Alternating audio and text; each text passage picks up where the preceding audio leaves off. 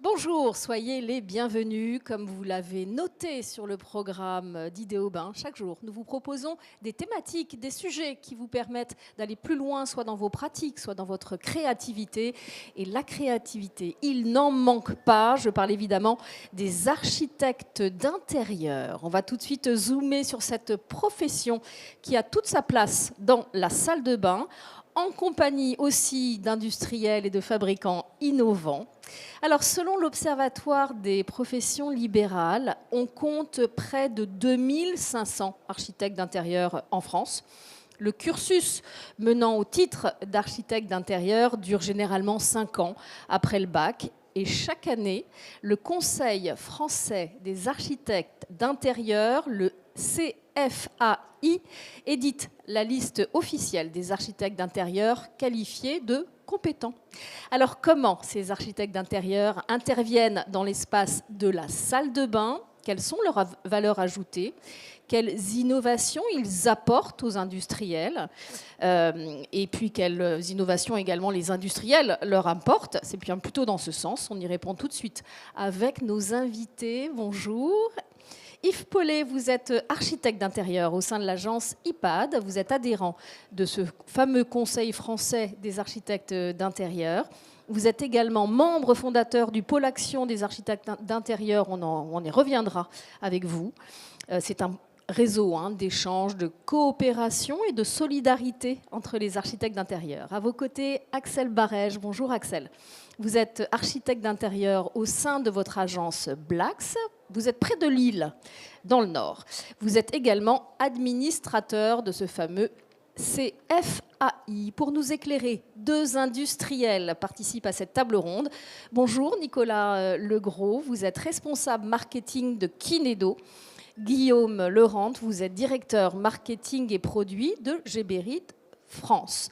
Allez, tout de suite, une question qui peut paraître un peu simple, mais utile. Axel Barège, est-ce qu'il existe une définition reconnue de l'architecte d'intérieur? C'est une profession centenaire. Le CFAI promeut notre profession depuis 43 ans. Donc, le CFAI, c'est le Conseil français des architectes d'intérieur. On promeut cette profession à travers la charte de l'enseignement depuis 1983. Nous sommes reconnus par les ministères de l'Éducation nationale et de la Culture.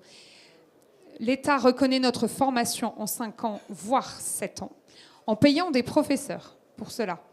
Mais notre profession est même citée dans les dossiers de marché public, mais l'État ne reconnaît pas notre titre. C'est l'ambiguïté de notre profession. L'architecte d'intérieur a pour vocation de créer et d'aménager des espaces intérieurs, d'en définir les trajectoires et les territoires, sur une base extrêmement technique, fonctionnelle, esthétique et ergonomique. Et nous sommes assurés en décennale pour cela.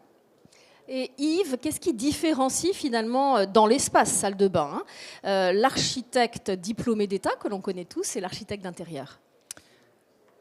En fait, ça vient de notre formation. Notre formation, c'est vraiment l'architecture intérieure. En cela, notre maître étalon, c'est l'homme. Et c'est aussi un rapport d'échelle. L'architecte dessine au centième, voire au 200e. Nous dessinons au 50e, voire au 20e, c'est-à-dire au détail. Et comme vient de le dire Axel, notre formation, c'est l'ergonomie, c'est la technique. C'est-à-dire qu'on prend en compte l'espace bâti, la tuyauterie du bâtiment, dans tous les sens du terme, que ce soit l'eau ou l'électricité. Et on s'attache à répondre à un client fait de chair et d'os et qui paye généralement son ouvrage. Et donc, évidemment, il y a un rapport très... Il y a beaucoup de pathos, en réalité. Et donc, on est aux confins de ces territoires psychologiques, techniques, ergonomiques, pour offrir une solution la plus aboutie possible. Un peu psy, un peu technicien, c'est un mélange des tout. Vous acquiescez. Comment vous pouvez définir votre valeur ajoutée? Pourquoi on fait appel à vous? Pourquoi on ne fait pas sans vous? D'abord parce que nous sommes formidables. Essayer un architecte d'intérieur, c'est l'adopter finalement, très clairement, parce que, encore une fois, on dessine pour notre client. en faisant pas du tout abstraction de l'état du réel. Tout ça coûte un œil, voire un bras en plus. Donc la moindre des choses, c'est de faire en sorte que notre client soit absolument satisfait. Et puis, comme l'a dit Axel, nous sommes assurés en décennale, mais aussi en responsabilité civile professionnelle, qui n'est pas la moindre. C'est celle qui est appelée quand il y a éventuellement un sinistre. Et donc, notre intérêt, c'est de faire en sorte que ça dure longtemps, que notre client soit tellement satisfait qu'il parle de nous. Et en réalité, c'est ça. Et puis surtout, on est formé. On est formé à penser l'objet. Avec des aspects techniques nécessaires. Tout à fait. J'ajouterais qu'on a une certaine sensibilité. On est aussi des spécialistes de la rénovation. On travaille beaucoup dans le cadre bâti et du sur-mesure. En fait, on essaie d'exploiter le moindre centimètre carré pour ne pas du tout le laisser sur le côté. Nos fabricants, c'est quoi leur valeur ajoutée en toute transparence, Nicolas Legros? Aux fabricants ou Non. La vôtre, j'ai bien conscience, on va y venir. Non, alors nous, on le voit clairement. En fait, c'est vrai que alors c'est amusant parce que vous dites que votre métier existe depuis 100 ans. Et pour nous, c'est un métier qui est assez récent en tant qu'industriel, mais qui est de plus en plus présent en fait, dans les parcours, dans les choix, dans les parcours d'achat. Et qui nous aide vraiment, parce qu'on commence effectivement à avoir des relations de plus en plus poussées avec des architectes d'intérieur.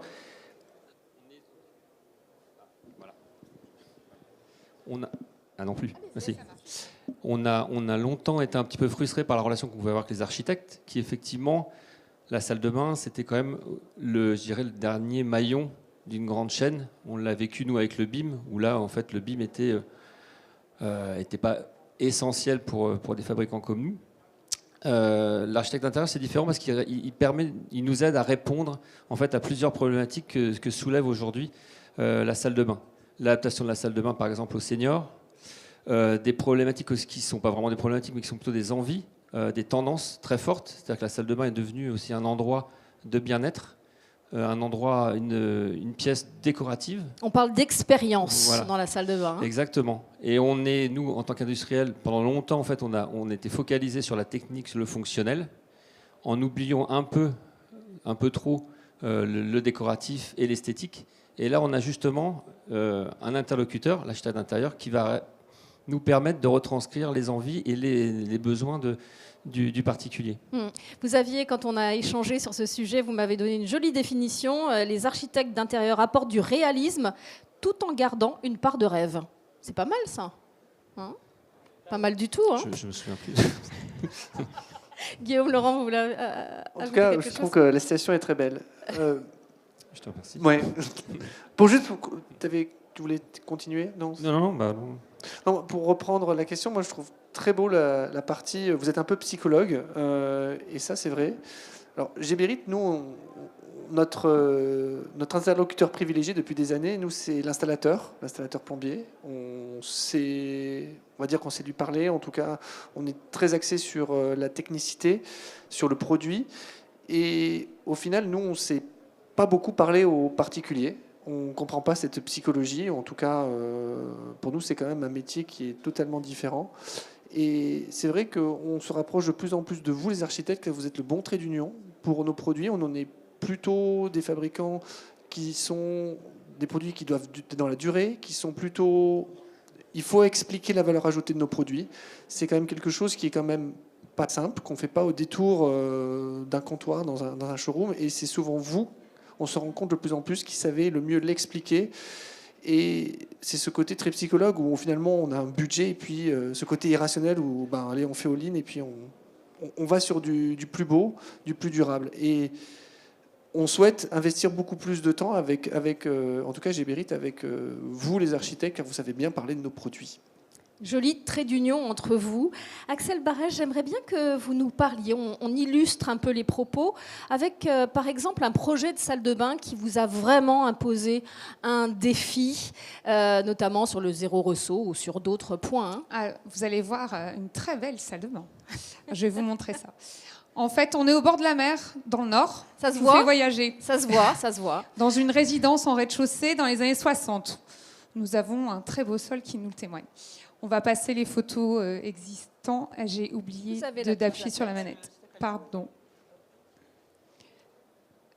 Donc, Par là, par là, ça marche pas. on va mettre l'autre. En régie, si on peut mettre l'autre photo. Ce qu'est la manette. Donc là, qu'est-ce qu'on vous demande à l'origine? Là, on constate d'une salle de bain ancienne. Donc, on va voir que la machine à laver est pile en face de la douche. On n'a pas de paroi de douche.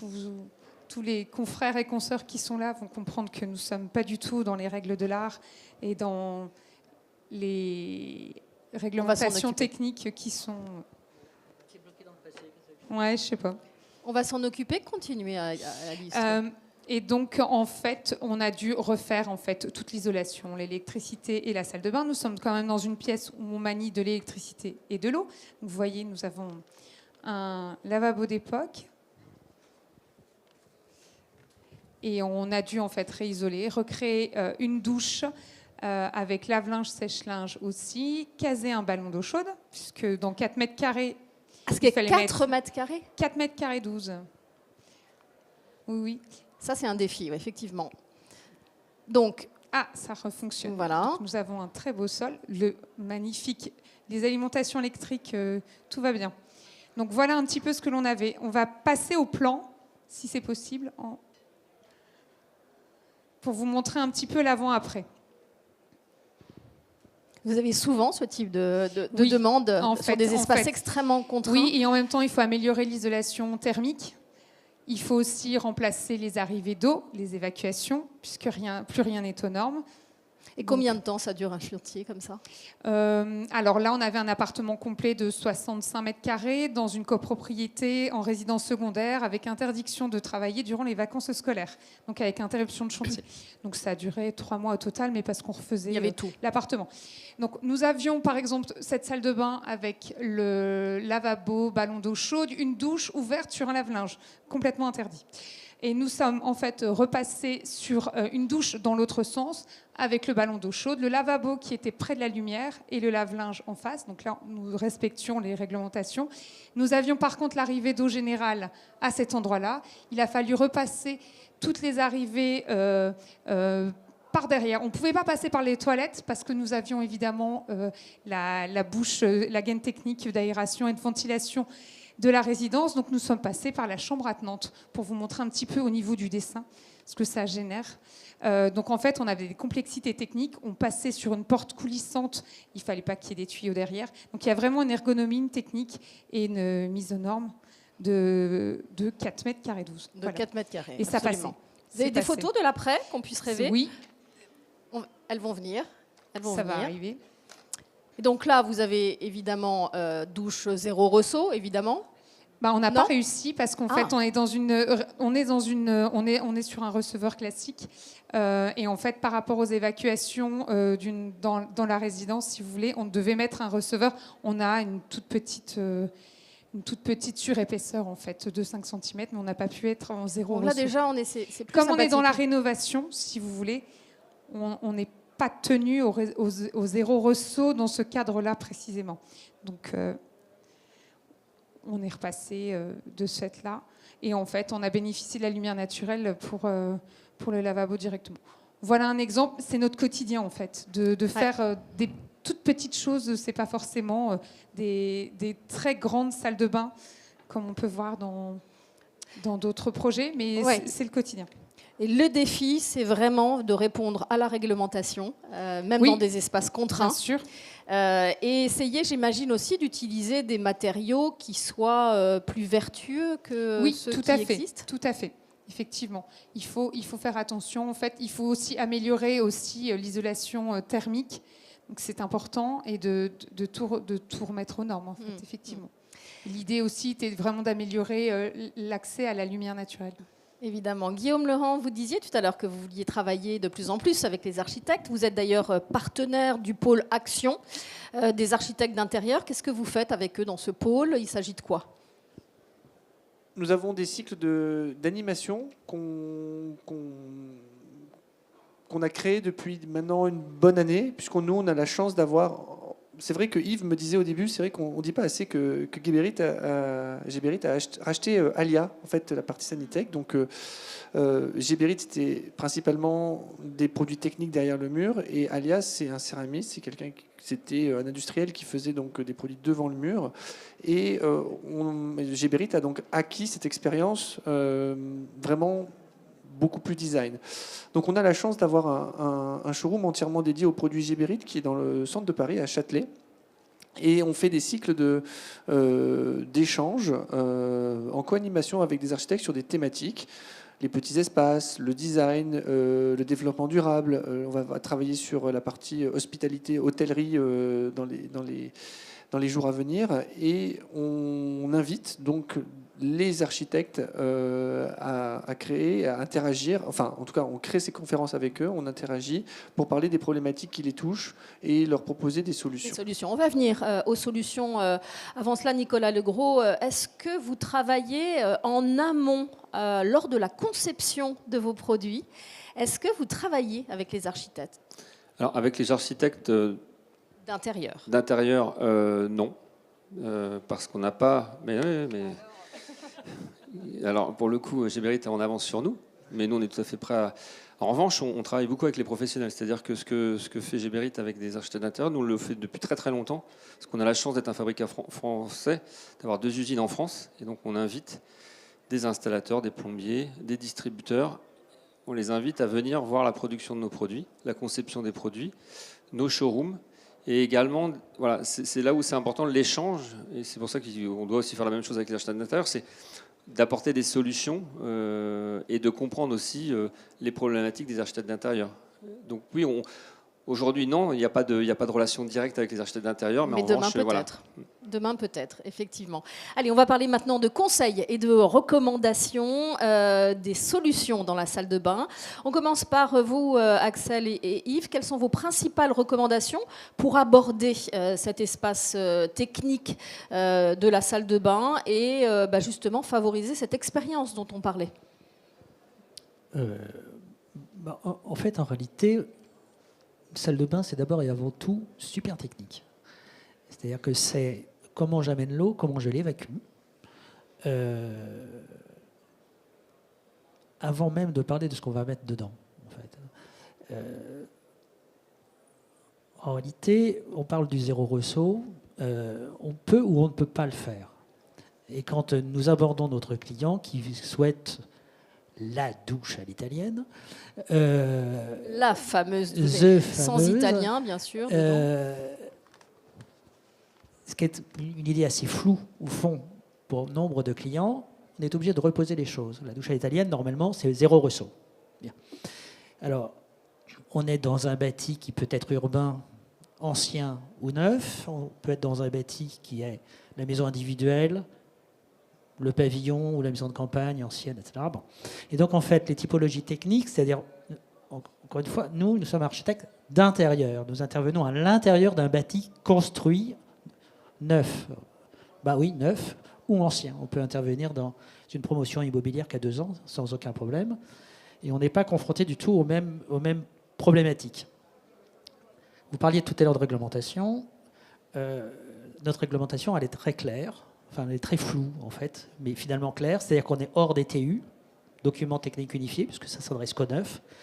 Nous avons comme champ de réglementaire la règle de l'art. Au sens large. Au sens large, et les fiches techniques de mise en œuvre des produits. Voilà, ça, c'est ce que doit faire normalement l'office de réglementation pour nous. Et donc, quand on intervient, qu'un client nous dit, exactement ce qu'exprimait Axel, j'ai 4 mètres carrés, 5 mètres carrés, et non pas les 40 que l'on voit dans les très beaux magazines que l'on nous distribue et auxquels nous sommes abonnés, parce qu'effectivement, 40 mètres carrés, aucun client ne l'a. On a plutôt des espaces qui font 4, voire 5, et 5, à ce moment-là, c'est déjà pas mal. Et donc, notre métier, c'est de réussir à mettre plein de choses dedans. Alors, parfois, on doit y mettre la machine à laver, parfois non, mais on met des douches de plus en plus grandes, parfois il faut mettre aussi une baignoire, parfois un WC, ou parfois non, une vasque, 2 vasques, enfin bon. Donc la recommandation, c'est d'abord l'aspect technique. C'est d'abord l'aspect technique, et en fait. ensuite, on vient sur l'esthétisme et l'esthétisme, et en l'usage. fait, on a aussi une formation de designer. Je dirais qu'à partir du moment où le projet est bien conçu, l'esthétisme vient naturellement en réalité. Après, si la cliente veut que ce soit rose, ce sera rose. Mais en fait, au départ, c'est pas notre sujet. Notre sujet, c'est comment tout ça va fonctionner, ne va pas créer de désordre et va être tellement pérenne, facile à l'entretien, qu'il y aura très très peu de désordre. Et ça durera. Voilà. Et pour en revenir à la doucha italienne, nous vendons. Quand le sujet arrive, on dit non, il y aura une marche. Et ce sera le bonus s'il n'y en a pas ou s'il y en a une réduite, par exemple de 5 cm. Parce que ça dépend de la distance de l'évacuation générale de l'immeuble, donc des pentes que nous avons à faire, etc. Voilà. Axel, vous voulez rajouter quelque chose sur les recommandations, les conseils? Oui, en fait, il faut aussi qu'on parle de ventilation en fait, dans une salle de bain. Donc, il faut bien avoir ça en tête. On a tout ce qui est réglementation et tout ce qui est étanchéité. Donc, ne serait-ce qu'un joint sanitaire défaillant et ça devient la catastrophe. Donc, oui, voilà. Je peux en témoigner. Hier soir, il y a de la défaillance dans mes joints. C'est ça. Allez, place à vos solutions. Nicolas Legros, Guillaume Laurent, qui attire l'attention évidemment des architectes d'intérieur. Vous pouvez nous en présenter? Alors, nous, on a un stand. Juste en sortant à gauche, vous verrez certaines de nos innovations. C'est peut-être mieux que juste quelques photos. C'est juste, là, on a pris 2-3 photos qui sont des illustrations en fait, de ce qui nous est demandé. Il y a à la fois effectivement le côté technique. Nous, on a toujours 2 axes en fait, quand on réfléchit à un produit. On a l'axe installateur, effectivement, professionnel, qui demande de la légèreté. Alors, quand je parle de légèreté, c'est au niveau du poids, parce que c'est un bon produit, c'est un produit aussi qui est léger, de la durabilité, de la souplesse. Là, par exemple, on a... Alors ça, je vais vous expliquer après. Donc de la souplesse, c'est quoi? C'est de pouvoir découper, par exemple, le produit sur chantier. Donc on va proposer de la découpabilité sur les receveurs, sur des panneaux muraux. Et puis le deuxième axe, c'est le côté plus particulier, plus consommateur, qui lui va demander un chantier rapide, un chantier qui est sans poussière, un chantier sans trop de contraintes, assez rapide, et puis du choix, beaucoup de choix. Alors ce qu'on vous présente là, par exemple, là ce sont des panneaux muraux avec une colonne blanche et un receveur blanc. Vous allez avoir une personne sur 10 qui dit j'adore, puis 9 personnes jamais chez moi. Mais l'important c'est qu'on propose du choix. On le sait, sur les receveurs typiquement, on propose toujours de la couleur. On sait que 90% des receveurs qui se vendent sont en blanc. Mais c'est important d'avoir du choix parce que ça permet aussi aux gens de se projeter et d'imaginer une salle de bain moderne. Voilà. Et l'autre point, c'est, on parlait tout à l'heure de l'adaptation de la salle de bain, notamment aux seniors. Pendant très longtemps, nous, on a vendu des remplacements de sorte de solutions tout en un magique de remplacement de baignoire. Aujourd'hui, on sait que maintenant, l'avenir est à la salle de bain design universel qui convient à toute la famille et qui est évolutive. Voilà. Oui, parce qu'on va en reparler des tendances avec effectivement le vieillissement évidemment de la population et les nécessités d'adapter les choses. Guillaume, vos beaux produits qui attirent l'attention des archis et évidemment de leurs clients. Alors, moi, j'ai pas beaucoup de photos, mais il y en avait... Alors, bien sûr, nous aussi, on fait des receveurs. C'est vrai que Alia, historiquement, était un leader du receveur céramique. Donc, on a toujours cette expertise. On a des produits en zéro ressaut, en céramique, et aussi en receveur de synthèse. Donc, on a des propositions équivalentes à nos autres concurrents. Nous, ce qu'on voulait, c'était proposer... On a aussi d'autres choses qui viennent du monde de Géberit. Ils en avaient retenu une. Je ne sais pas si vous l'avez en photo. C'est nous ce qu'on appelle le bâti-douche, en fait. Le bâti-douche, vous savez qu'on est expert du bâti support pour les WC. C'est cette armature bleue dans laquelle il y a l'évacuation. Et on produit, en fait, derrière le mur, une évacuation murale, en fait. C'était juste une photo. Ils aiment bien nos produits. Parce que si on ne l'a pas, c'est pas grave. On viendra sur votre stand. En tout cas, vous pourrez l'avoir sur le stand. En gros, ce qu'il faut imaginer, c'est que on peut le mettre derrière un receveur, on peut le mettre à carreler, et c'est ça qui est intéressant. Et l'évacuation, elle est vraiment dans le mur. Donc c'est juste une petite plaque métallique rectangulaire avec cette évacuation qui va dans le mur. Donc ça propose un autre type de design. On a plusieurs finitions. C'est très discret, ça rentre parfaitement dans le cadre de la douche à l'italienne. Et pour nous, c'était intéressant parce que c'est dans l'esprit du plombier. Le plombier, il a l'habitude de poser des bâtis supports. Donc on est dans la continuité de notre métier. Et encore une fois, le plus gros challenge, c'est pas tant bien sûr de savoir le poser, mais c'est aussi de savoir le prescrire. Et notre premier enjeu, c'est, comme je disais au début de la conférence avec Yves, c'est déjà que les architectes savent que ce produit existe et que c'est une alternative extrêmement intéressante justement pour tous ces projets, parce qu'on peut les mettre avec peu de marge, pas de marge, zéro ressort. Avant de parler des tendances, j'aimerais que vous nous disiez, Axel, Yves, qu'est-ce que vous attendez encore comme innovation ? Qu'est-ce qui peut être encore amélioré par les fabricants, les industriels, pour vous faciliter la vie, mais surtout pour faciliter la vie de l'expérience client ? Est-ce que vous avez des petites idées à ce sujet ? Où est-ce qu'on peut aller encore plus loin ? Vous l'aurez compris, je suis plutôt technique. Une salle de bain doit être étanche. Et en réalité, l'apport de la réglementation, la 0,2020, mais qui s'adresse aux neufs, est intéressante pour nous aussi, parce que les industriels sont obligés de réfléchir à ces problématiques d'étanchéité entre bac et receveur. Et parois, je crois d'ailleurs que Kinedo a mis quelque chose au point dans ce sens, ce qui nous permet évidemment de prescrire une solution possible. Il y a des innovations tous les jours auxquelles on ne pense pas, qui nous sont très bénéfiques parce que ça nous permet d'avoir... les bacs à carreler ont été une révolution. Un certain nombre qui n'ont rien à voir avec les sanitaires, mais de dimensions de carrelage qui sont démentes. On parlait de poids tout à l'heure, mais qui donnent effectivement le meilleur rendu. C'est des petits détails. Des détails en réalité. Parce et puis après, nous, notre job, c'est de mettre tout ça en harmonie et en composition. On a déjà des innovations qui nous ont simplifié les choses. Ce que les industriels ont déjà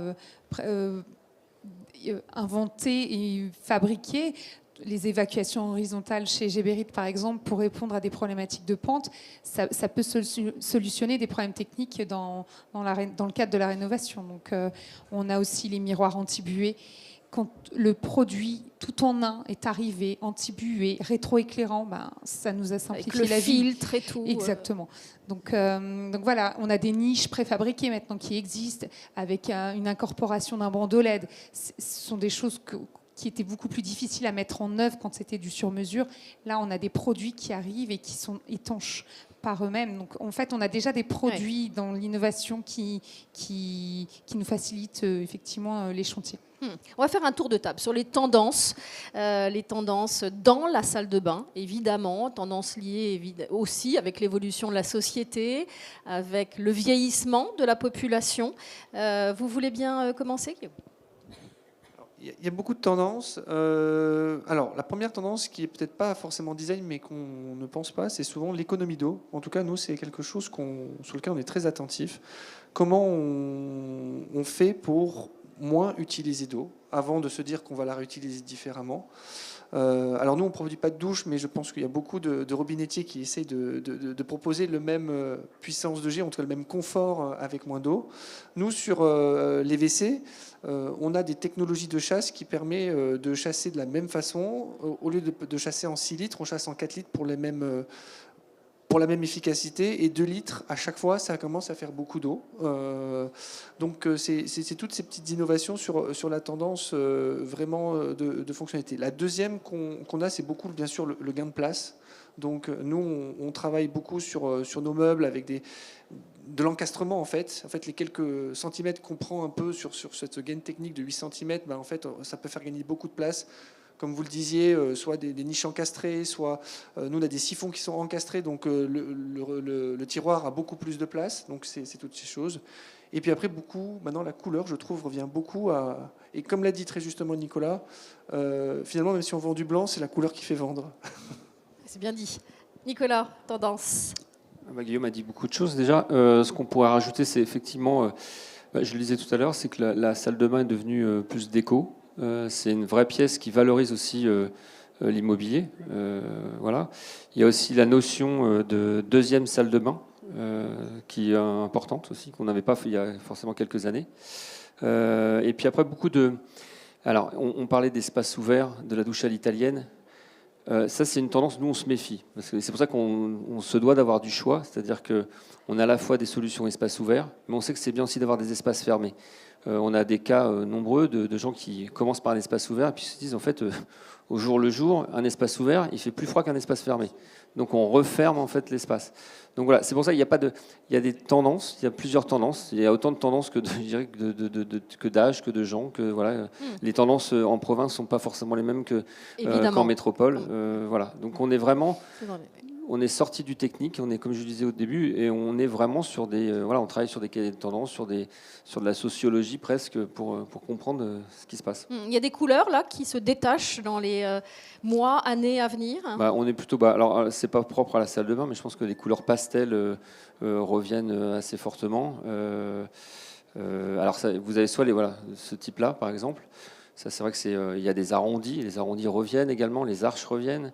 Mais ça, je pense que vous, messieurs dames, en parlerez mieux que moi. Vous allez voilà. Et à côté de ça, on va aussi avoir des tendances avec des couleurs un peu plus flashy pour peut-être une population plus jeune. Voilà, des couleurs un peu pop. Donc, voilà. Axel, les tendances. Alors, malheureusement, je ne suis pas trop les tendances. Désolée. En fait, j'ai tendance plutôt à créer une salle de bain un peu intemporelle qui dure 10, 15, 20 ans et dont les gens ne se lassent pas. Donc je préfère que les gens accessoirisent avec des couleurs pétantes, on va dire, et que la teinte du carrelage soit plus douce pour que les gens ne puissent éviter de s'enlacer. Ouais. Donc j'ai tendance plutôt à ne pas suivre les tendances. Et l'accessibilité, c'est-à-dire qu'aujourd'hui, vous faites une salle de bain pour une personne qui a 50 ans. Dans 20 ans, elle va avoir besoin peut-être d'accéder d'une manière plus sécure au matériel. Vous prévoyez ça déjà ? Oui. Alors, quand on doit mettre une baignoire, évidemment, c'est plus compliqué. Mais en revanche, dans l'espace douche, je propose par exemple souvent de mettre un banc. Déjà, il est là, il est en place. Il y a toujours la place pour mettre les futures barres de préhension. Et comme Axel, j'ai tendance à faire avec beaucoup de guillemets, de l'intemporel, du classique chic. Parce qu'en réalité, encore une fois, ça coûte très cher. Et je crois que l'on doit à nos clients ce profond respect du budget. Souvent, je fais partie de ceux qui voient mes clients le soir parce que bêtement, ils gagnent leur vie et leur projet dans la journée. Et donc, je me méfie un peu de ces couleurs qui reviennent, qui font très bien dans les magazines, encore une fois. Mais en réalité, quand on a refait une salle de bain, on ne la refait pas 2 ans après. Et donc, il faut qu'elle tienne, il ne faut pas qu'elle soit datée. Et il y a une tendance, comme le disait M. Legros, c'est effectivement de la multiplication, et notamment dans ville, y compris dans des vieux appartements, de faire un cabinet de toilette ici, un autre là, c'est-à-dire avec une douche et un simple lavabo pour se brosser les dents, où là, ça nous pose des problématiques d'avoir de réglementation. Et de raccordement, j'imagine. Et de raccordement, mais qui sont extrêmement intéressantes à étudier et à résoudre. Alors, vous avez évoqué les économies d'eau, Guillaume. C'est un sujet d'ailleurs qu'on réabordera. Il a été abordé hier. On le réabordera encore demain ou après-demain. Je ne sais plus. Vous avez le programme là, mais en tout cas, c'est un vrai sujet. On se rend compte tout de même qu'il n'y a pas une demande consommateur sur des produits dits écologiques. On est encore un peu loin, alors qu'il y a une vraie urgence là-dessus. Vous l'avez remarqué, ça ? Alors, nous. Oui, parce que c'est quelque chose, en tout cas, Geberit est une société suisse et depuis des années, nos confrères suisses, ils pensent durablement, local, en tout cas local européen. Donc nous, on produit vraiment dans toutes nos usines, finalement, pas loin de la frontière française à chaque fois.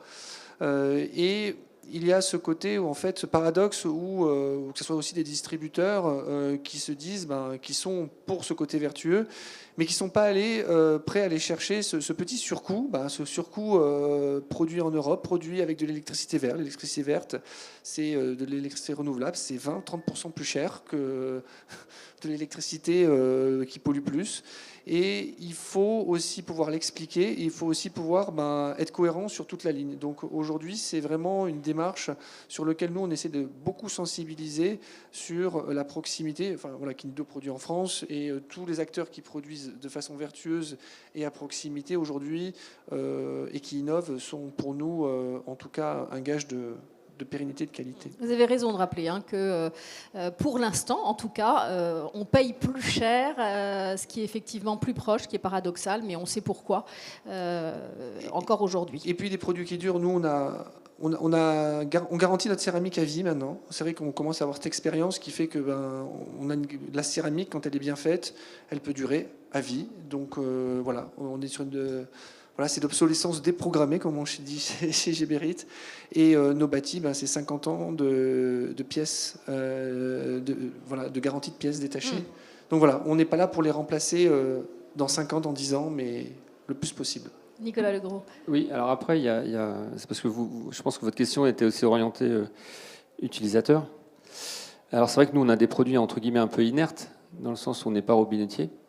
Et qu'on sait que nos confrères de la robinetterie, je ne vais pas les nommer, mais travaillent sur le sujet, ont des solutions qui coûtent encore assez cher, parce que c'est encore le début. Et après, alors des charges, ils ne sont pas non plus aidés par la législation en France, puisqu'on sait qu'on a une loi très spécifique en fait, sur l'utilisation des eaux grises notamment, et qui nous bloque énormément en fait, en termes d'innovation. On a la chance d'avoir un réseau potable en France, certes, mais ça peut bloquer aussi. Et je sais qu'il y a des solutions qui sont présentées là sur l'espace proche de la FISB. Et c'est vrai que c'est dommage, parce que c'est compliqué, effectivement, d'avoir un champ d'innovation plus large. Vous avez raison de pointer ces eaux usées qui peuvent être recyclées, rentabilisées dans la salle de bain. Pour revenir à votre question tout à l'heure, effectivement, la grande innovation, ce sera ça, la réutilisation des eaux grises. Parce qu'en réalité, quand on refait un chantier complet, que ce soit un appartement ou une maison individuelle, on peut se permettre à ce moment-là de passer un certain nombre de tuyaux différents.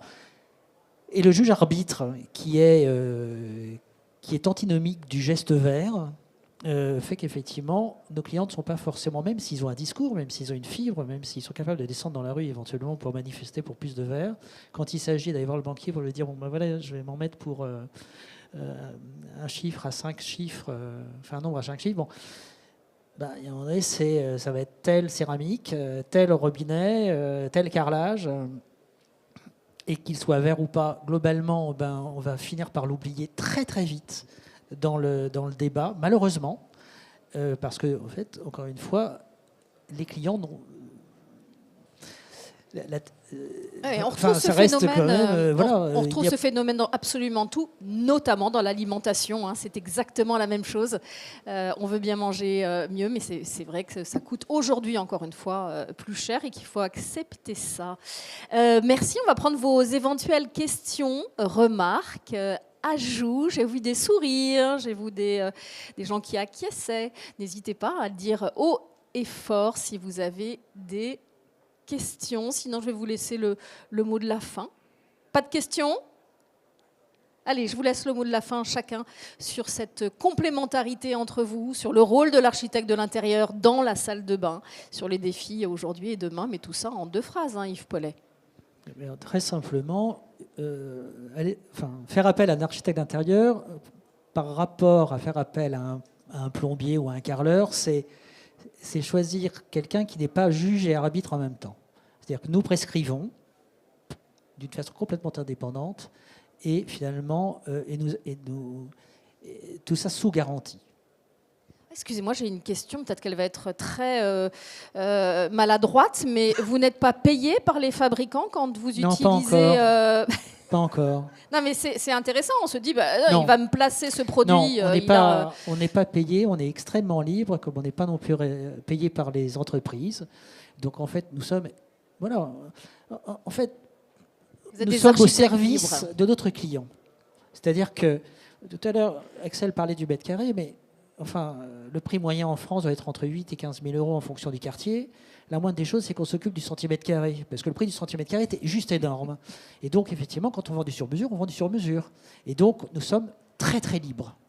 Bravo pour le mot de la fin, On a Axel. vraiment effectivement une prestation de service envers notre client et on est le lien entre le client et l'entreprise, mais on n'est pas marié à l'entreprise, on n'est pas marié aux industriels. On prescrit en notre âme et conscience et en fonction effectivement des choix et de la conception du projet que l'on a eu avec notre client. Nicolas Legros. Bon, alors, payer les architectes d'intérieur, pour l'instant, on va y réfléchir. Ce n'est pas forcément dans les projets. Non, en revanche, le mot de la fin, ce serait juste de... nous, on voit chez Kinedo, on voit l'univers dans lequel on travaille comme un écosystème, en fait. Et ce qui est important, c'est de partager, que ce soit entre la personne qui est sur le terrain, l'installateur, le distributeur, le prescripteur, que ce soit un prescripteur, un architecte, un architecte d'intérieur. Et ça, c'est vraiment important. Et on invite effectivement les rapprochements pour partager. C'est vrai que nous, on n'aime pas concevoir des produits juste dans nos bureaux. C'est forcément le fruit d'une réflexion et d'un échange avec des utilisateurs et des professionnels. Guillaume Laurent. Alors, je vais essayer de faire, c'est difficile, un mot, mais je dirais que j'aimerais finir en disant que pourquoi pas le toilette, c'est un peu après la salle de bain, c'est le toilette. Pourquoi? Parce qu'en France, on a remarqué que 8 Français sur 10 avaient cette pièce séparée qu'on appelle le coin toilette. 9 Français sur 10 veulent un coin toilette de cette intimité. Et c'est vrai que chez nous, chez Géberit, on est un peu les spécialistes du toilette. Et le lien avec l'architecte, c'est que ce qu'on remarque, c'est que souvent un peu l'exutoire déco, ou en tout cas le seul endroit où finalement, dans cette petite pièce, parce que vous parlez beaucoup de la salle de bain d'être intemporelle, mais on voit tellement de choses fantastiques quand un archi ou un particulier a envie de délirer de se lâcher dans les toilettes. Donc lâchez-vous dans les toilettes, créez des coins toilettes et voilà. Vous avez raison, il y a de la créativité absolument partout. Merci pour ce mot de la fin. Merci à nos invités. On peut les applaudir. Merci à vous d'avoir assisté à cette table ronde. N'hésitez pas à rencontrer nos invités si vous voulez en aparté. Et on se retrouve évidemment demain sur le forum Idéobain. Si vous restez sur le salon, ce sera un plaisir de vous revoir. Et merci.